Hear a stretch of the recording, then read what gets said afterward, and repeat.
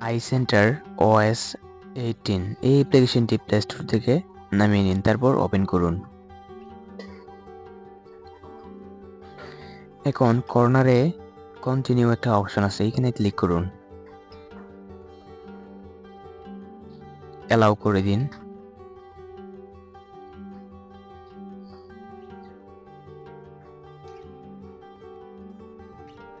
কর্নারে একটা power button আছে, এখানে একটা ক্লিক করে দিন।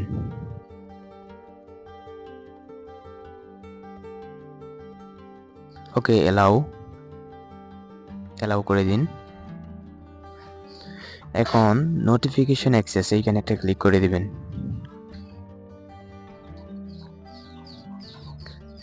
iCenter OS 18 এই অপশনটি অন করে দিন, অ্যালাউ করে দিন।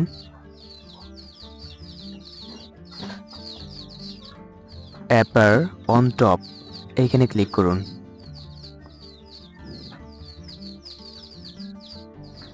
iCenter OS 18 এই অপশনটি অন করে দিন। এখন অ্যাক্সেসিবিলিটি এইখানে একটা ক্লিক করুন, এগ্রি দিয়ে দিন।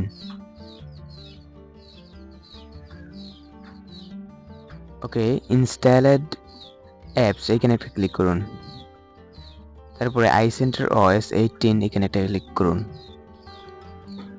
অন করে দিন অপশনটি, অ্যালাউ করে দিন। ওকে, কাজ শেষ। এখন ডান দিকে কর্নার থেকে নোটিফিকেশন প্যানেল টান দিন, দেখতেই পাচ্ছেন অ্যাপেলের মতো দেখা যাচ্ছে। সো এরকম আরও মজাদার টপিক পেতে চ্যানেলটিকে সাবস্ক্রাইব করে